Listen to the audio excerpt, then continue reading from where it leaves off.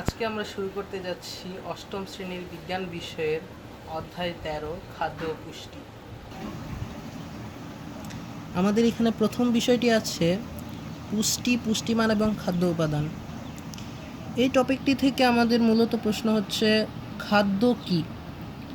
এখানে খাদ্য বলতে সেই উপাদানকে বোঝায় যা জীবের দেহ গঠন ও শক্তি উৎপাদনে ব্যবহৃত হয়। আর আমাদের দেহে খাদ্যর তিনটি কাজ আছে।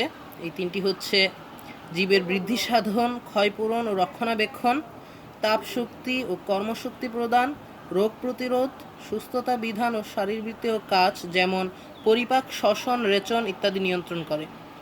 এই টপিক থেকে মূলত আর তেমন কিছু বোঝার বিষয় নেই। পরবর্তী টপিক থেকে আমাদের যে প্রশ্নটি প্রথমে আছে সেটি হচ্ছে পুষ্টি কী।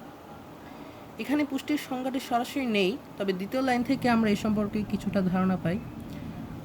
যে প্রক্রিয়াতে খাদ্যবস্তু খাওয়ার পর পরিপাক হয় এবং জটিল খাদ্য উপাদানগুলো ভেঙে সরল উপাদানে পরিণত হয় সেই প্রক্রিয়াকে পুষ্টি বলে।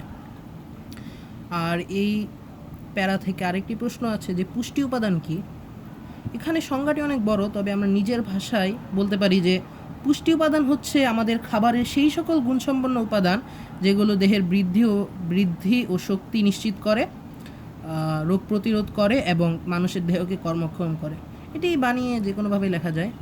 এর পরবর্তীতে আমাদের রয়েছে যে খাদ্যের পুষ্টিমান বা পুষ্টিমূল্য কিসের উপর নির্ভর করে। এটা অবজেক্টিভের জন্য গুরুত্বপূর্ণ।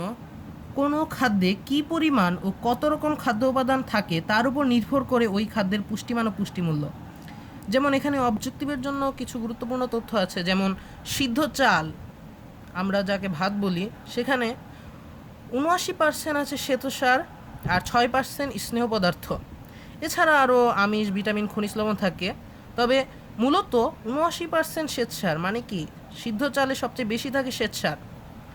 ১০০ গ্রাম চাল থেকে আমরা ৩৪৫ থেকে ৩৪৯ গ্রাম কিলো ক্যালোরি শক্তি পাওয়া যায়। কিলো ক্যালোরিটা হচ্ছে মূলত শক্তি পরিমাপের একক। কিলো ক্যালোরি কোনো খাদ্যের যত বেশি, খাদ্যর শক্তি তত বেশি। সিদ্ধ চালে যে উপাদানগুলো থাকে তার মধ্যে সবচেয়ে বেশি পরিমাণ থাকে শ্বেতসার। অতএব সিদ্ধ চাল কি একটি শ্বেতসার পদার্থ। এখানে মনে রাখতে হবে যে কোনো খাদ্যে যে উপাদানটি সবচেয়ে বেশি থাকে সেই উপাদানের নাম অনুকরণে খাদ্যের নামকরণ করা হয়। যেমন যেই খাদ্যে শ্বেতসার উপাদান বেশি সেটি শ্বেতসার জাতীয় পদার্থ, আবার যেখানে আমিষ বেশি সেটি আমিষ জাতীয় পদার্থ। এর পরবর্তীতে আমরা অবজেক্টিভের জন্য কিছু গুরুত্বপূর্ণ তথ্য আছে এখানে, যে খাদ্যের পুষ্টিমান জানতে হলে কোনটা সম্পর্কে জানতে হবে, খাদ্যের প্রকৃতি। এখন আমাদের জানতে হবে যে খাদ্যর প্রকৃতি কী। খাদ্যর প্রকৃতি বলতে বোঝায় যে এটা মিশ্র খাদ্য না বিশুদ্ধ খাদ্য। মিশ্র খাদ্য হচ্ছে যেই খাদ্য যেখানে পুষ্টি উপাদান একের অধিক থাকে, মানে কি মিশ্র নামটা শুনে আমরা বুঝতে পারি যে সেখানে একটি না, কিছু মিশ্রিত আছে। যেমন একের অধিক পুষ্টি উপাদান যেই খাদ্যে থাকে সেটা হচ্ছে মিশ্র খাদ্য। যেমন আমরা জানি যে দুধ, ডিম, খিচুড়ি, পেয়ারা, এগুলোতে কিন্তু খাদ্যের একটা উপাদান থাকে না, অনেকগুলো উপাদান থাকে, এই জন্য এগুলো মিশ্র খাদ্য।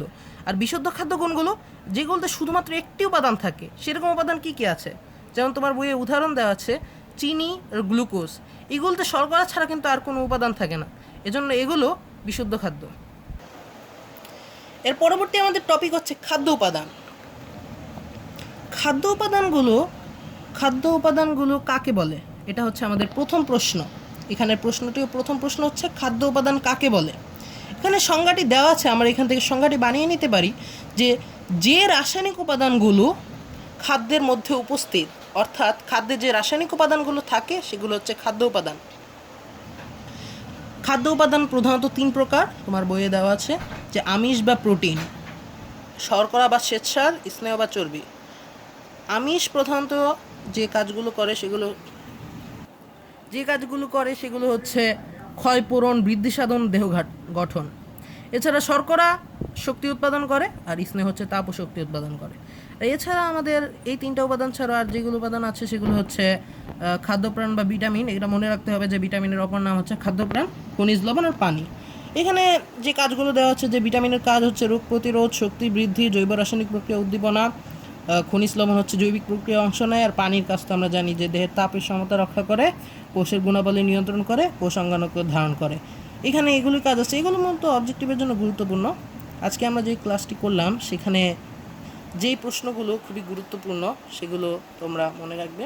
সেই প্রশ্নগুলো হচ্ছে এখানে আমরা প্রথম টপিক যেটা বললাম সেখানে আছে যে খাদ্য কী, দ্বিতীয় টপিকটা থেকে গুরুত্বপূর্ণ প্রশ্ন হচ্ছে পুষ্টি কী, আর সর্বশেষ আমরা যেটা বললাম যে খাদ্য উপাদানগুলো কী কী এবং সেগুলোর কাজ কী। তো এখানে এই গুরুত্বপূর্ণ প্রশ্নগুলো আর অন্য যে তথ্যগুলো আছে সেগুলো অবজেক্টিভের জন্য গুরুত্বপূর্ণ। আশা করি ক্লাসটি ভালো লেগেছে।